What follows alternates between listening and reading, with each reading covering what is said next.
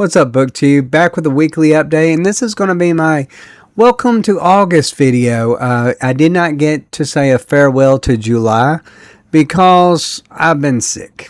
Allergies are killing me. Life is killing me right now. At the end of the day, it happens. I also was in the worst reading slump I have ever been in my entire life in July. I was reading books that what happened was in June I read too many gigantic books that I did not enjoy. And then when I hit July, I was just burnt out. I wanted just like trying to find something that was just quick reads, something that really I thought maybe would kind of catch me up. I thought easy reads. They turned out to be very difficult for me because I just didn't enjoy last month's reads like I normally do. Usually I got maybe like one or two good books that's really good. I think I maybe had one that I could somewhat stand. But anyways, let's just go before I get to the August reading list. What did I finish reading in July? Well, I got to finish reading Harry Potter and the Sorcerer's Stone, the audio version, the full cast. I actually did really like it. I actually did really enjoy this book. So I got nothing bad to say. This was the one that I truly had a fun time with. I did think that there was some problems with the full cast audio. I felt like maybe, just maybe, some of the people, and Snape was one, that I just felt like did not fit. And so I didn't enjoy that aspect of it. But I thought overall, was it as good as it was when I read The Sorcerer's Stone a few weeks ago, or a few months ago now, I guess you could say. Was it better or worse? I would say maybe slightly worse, but I did enjoy it overall. It's just, it feels like the main characters are a little bit more of a, what you would call like an echo of sorts. And it took me a little while to maybe kind of get used to the narrator because it is a woman. And, you know, when you think of Harry Potter, you think of, well, Harry Potter. And so that kind of threw me off a little bit. But overall, don't got really a lot of complaints about it. Hopefully, not this month, but next month, I will be getting on to the second book of this full audio cast because I want to go through all of them. I did enjoy my time with it. So would give it maybe 3.5 to 4-star read. Probably about a 4-star read, I would say on this one. But anyways, let's go to another one. Now this one is, I am assuming, is a self-published book because there's like 10 of them out. It had an interesting cover and an interesting kind of like frame about it that I really thought I'll give it a shot. It's called The Librarian of the Haunted Library. Basically, it's just a book where you've got this guy who's kind of got little magical abilities. He gets kicked out of a car by a clown, doesn't know if he's died or not, winds up in these woods where everybody just kind of winds up in this little town. It's kind of like a purgatory town. Weird things go on. And I will say this about this book. I beg the author to maybe pull this book back and just flesh it out a little bit better. And I really think he has something there. I really do. I just personally felt like he tried to go from scene to scene to scene a little too quickly. And he didn't flesh it out enough. And it just made the characters feel very bland in a lot of different ways. So I didn't really enjoy my time with this book. But I will say this book does have potential.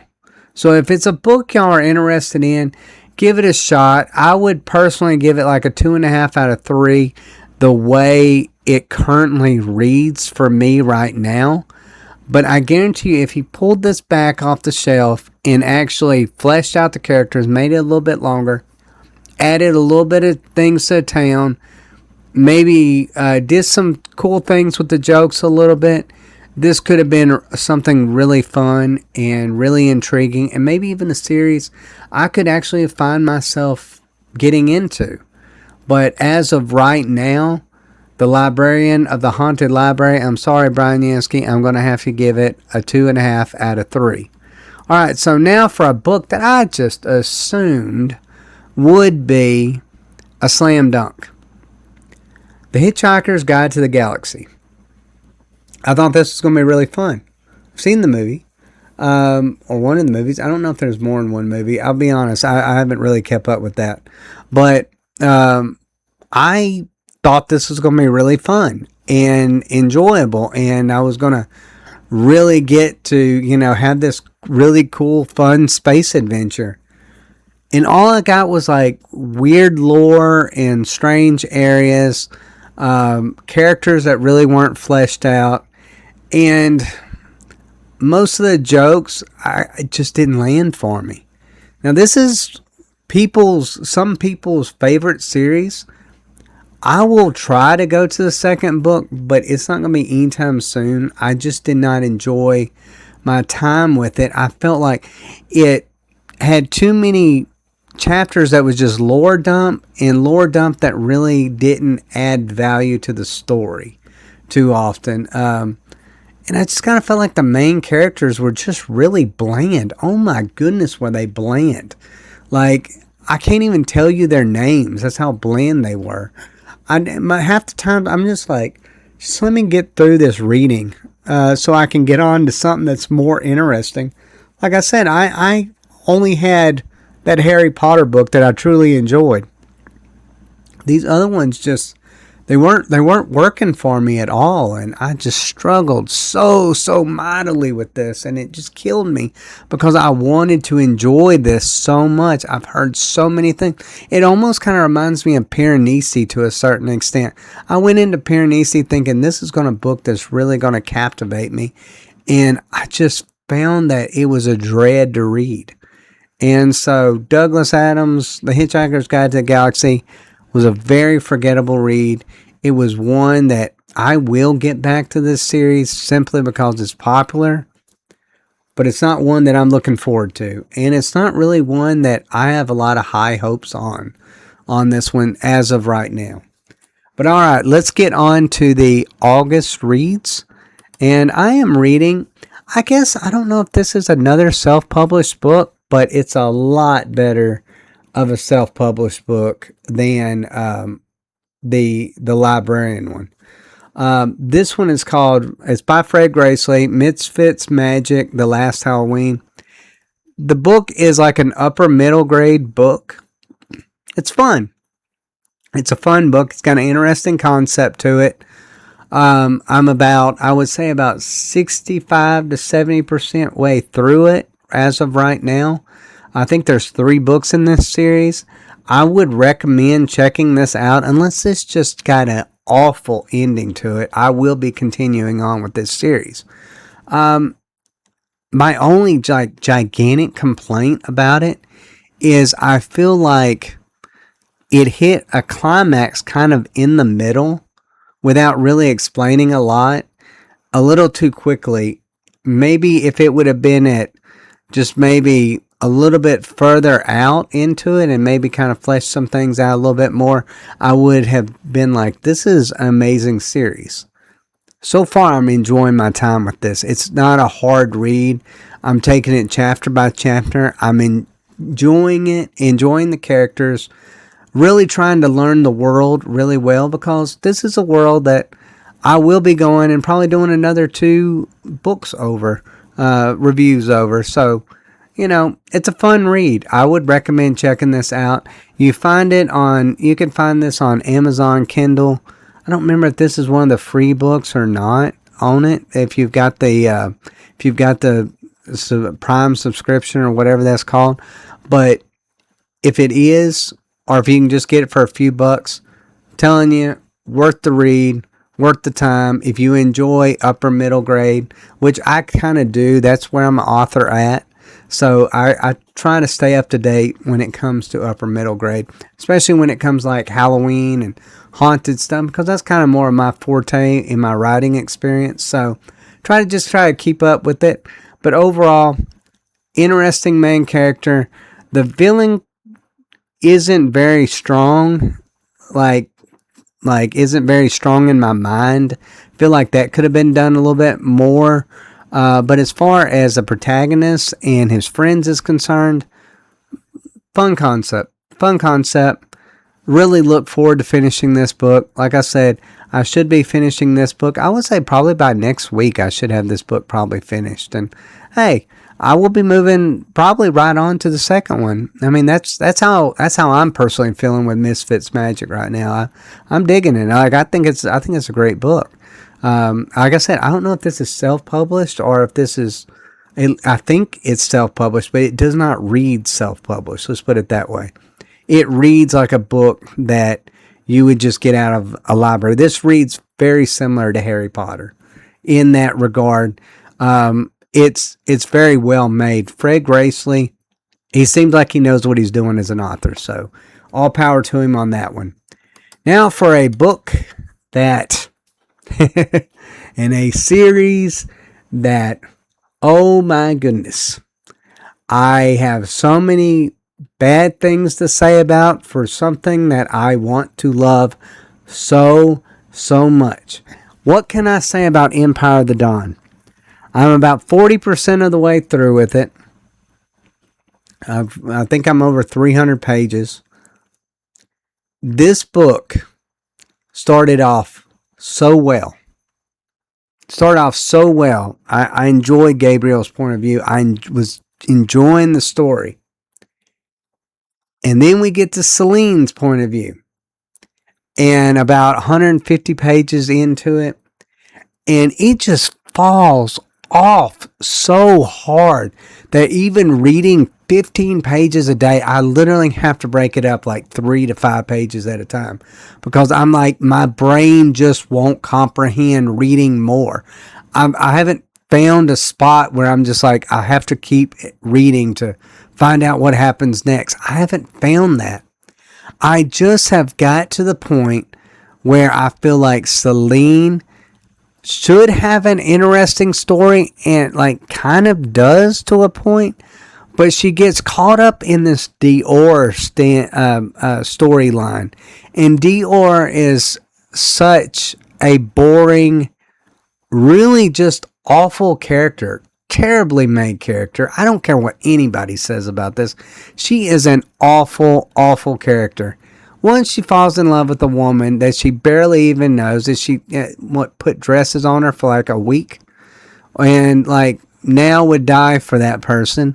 Then you have her turning into this like Mary Sue, and everybody, even during battles with vampires and zombies, they're screaming, "We're all for Dior. We'll die for you, Dior." And I'm like, what are you talking about? Like, you're in the middle of a battle.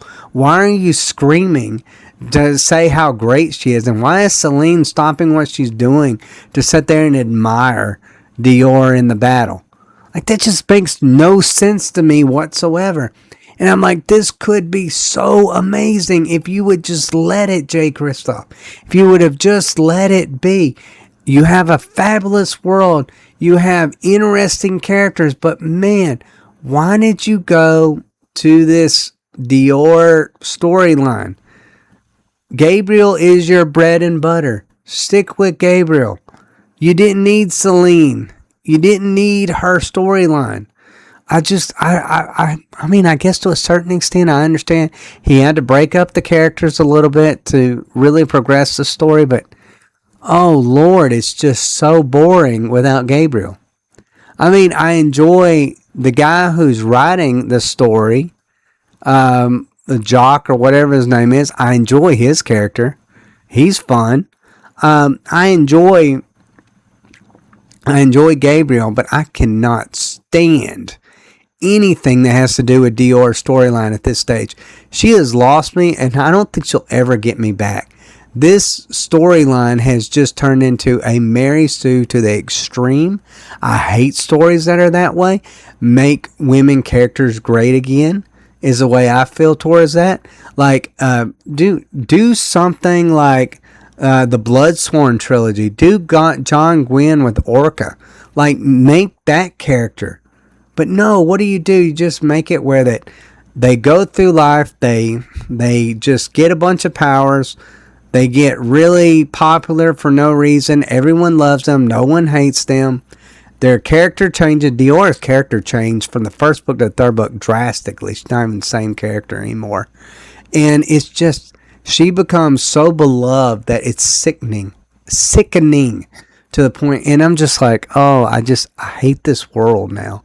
Like, I'm now almost halfway through this story of, I'm on the last book of this, and I'm just like, I've got probably a month full of this, because I'm not reading more than the amount given to that I've set out for myself. I'm not rushing through this book. And when these people, these booktubers online that say, I read this book in a day or 2 days, I'm sorry, I just don't believe you. I just really don't believe you. Don't come to me and say that this is a book that you could just keep reading on and on and on forever. Like, you are a zealot when it comes to this book or this series or something at this stage, where that you have, like, I'll just be honest, I just feel like you have no critiquing ability if you somehow can read Empire of the Dawn and think that this book is a 5 out of 5 stars. Like, I'm sorry, this is just one book.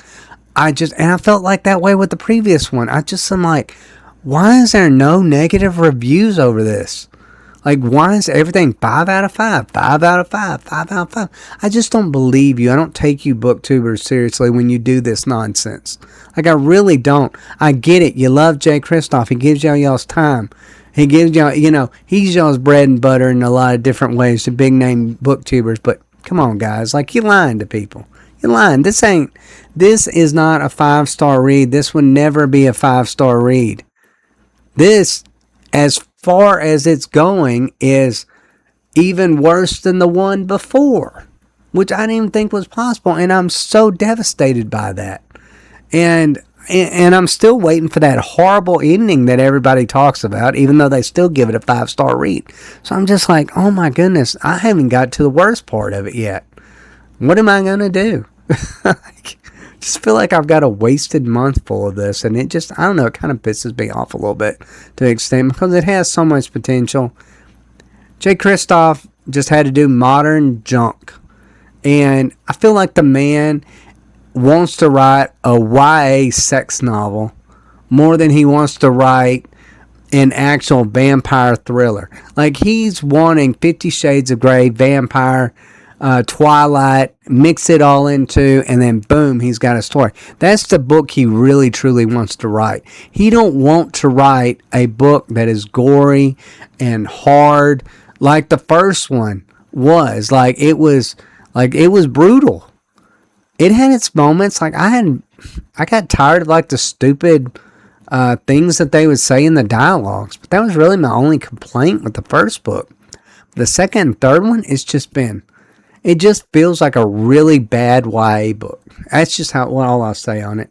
And as far as the next book that I am reading, it's called The Unseen Realm. I'm not going to touch on it very much. It is a Christian book. It's about, if you're a Christian, Deuteronomy 32, the God's counsel and things along those lines. Takes a really interesting view upon biblical events and things like that. I'm reading it basically because I'm just getting burned out of fantasy right now, and I'm looking for something that's fun to read. This has actually been really good to read, and so thank you, Michael Heiser, for that. God rest your soul. Yeah, some interesting concepts. Loved it so far, and look forward to reading more of your books. But overall, this book is worth the money. It really, truly is. Check it out. It only gets better as it goes. It only gets better. I'm about halfway through it now, but it's only getting better as it goes. You learn so much. If you're a Christian, check it out. But now for the last book, The Eye of the Bedlam Bride, by Matt Dinniman. Now, I have complained about the last two books, but I've really enjoyed my time in this one. I'll probably read about an hour a day in this book. It's fun. It's fun. It's a fun book. It's kind of it feels like it's gone back to the original Dungeon Crawler Carl kind of makeup. Like that the first two books had, that the last couple have just kind of fallen off on. You still got a lot of characters that you really don't care about, and then that something happens to them, you're like, I don't really understand who that character was. I don't remember that character, but I guess we're supposed to be sad for that character. So it's like one of those kind of issues from time to time. But it's got a really cool concept about it. It's like you're dealing with cards and games, and you're throwing these cards out. It's like a Pokemon for adults kind of like thing. And I mean, it's a cool concept that he's come up with on this. And for once, the world is fun. Like, it reminds me of the original Dungeon Crawler Carl, where you get into this world and the world is unique and fun.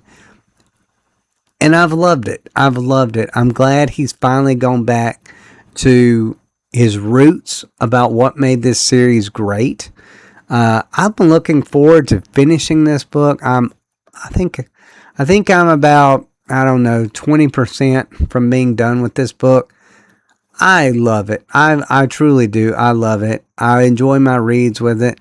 I'm probably even going to go back and do the audio version of this as well, just to read it, just because I enjoyed the audio so much on it as well. So far, this is about a 4 out of 5 read for me. It's about a 4 out of 5 read. So liking it. Loving that the world and the characters finally are fitting together, where that it's not choosing one or the other. Because sometimes I kind of feel like it gets so caught up on itself and the jokes sometimes in the previous books, or that the worlds were just really become vague and not really interesting.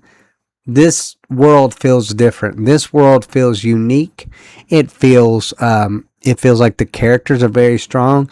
I feel like Princess Donut and Carl are really fun in this, and they do really well together. Princess Donut, this is probably her best book in my personal opinion. I've just enjoyed it. So I'm so glad because I love this. I do love Dungeon Crawler Carl. Like, I really do. It's one of my favorite series of all time. I've fell in love with this series from book 1, and it seems like we're finally getting back on track, even though I haven't really enjoyed the last 2. So, thank you, Matt Dinniman. Thank you for actually getting back to what works for you. Getting back to jokes that work. And this has some hard-hitting moments, some sad moments as well. Especially last night's read was really kind of sad. It was a moment that hit me that I wasn't expecting to be sad. It was a character that died, and I thought, I should be glad that this character died, but for some reason it's hurting me a little bit. And it's hitting in all the right places. It's firing on the right cylinders right now for me. So enjoying it. But anyways, guys, this overall is my August reads, and I am looking forward to some of these books. Some of these books have been really good. Misfits of Magic, enjoying it. The Unseen Realm and The Eye of the Bedlam Bride, fantastic. Empire of the Dawn, that's going to be a struggle. Hoping it gets better, but from everything I've heard, it's not going to. And so just expect to hear a lot of complaining videos from me over the next past month about how Jay Kristoff just really screwed this one up. Like, he screwed the pooch. That's all it comes down to. He just screwed the pooch. But anyways, guys, let me know what y'all think in the comments down below. Do you love it? Do you hate it? What are y'all's favorite reads for the month? As always, guys, thank y'all for watching, and y'all take care.